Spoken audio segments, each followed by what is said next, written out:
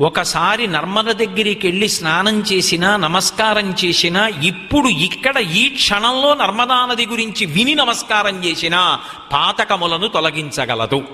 ఇది ఎవరిస్తున్న భయం? శంకర భగవత్పాదులు. ఇంకొక గొప్ప శక్తి ఉంది. అందుకే శంకర భగవత్పాదులు ఒక మాట అన్నారు, బ్రహ్మ విష్ణు మహేశ్వరులను కూడా కాపాడగలిగినది నర్మదయే అన్నారు. నర్మద ఎంత శక్తివంతురాలంటే త్రిమూర్తులను కాపాడుతుంది. వాళ్ళు కూడా రక్షణ పొందాలని ఎప్పుడైనా అనుకుంటే, అధిక తేజస్సు కావాలి అనుకుంటే నర్మదని ప్రార్థన చేస్తారట. అంత గొప్ప నది. అటువంటి నది ఉన్న భారతదేశంలో పుట్టడం మన అదృష్టం. అందుకే ప్రపంచానికి పూజ గది ఏది అంటే భారతదేశం.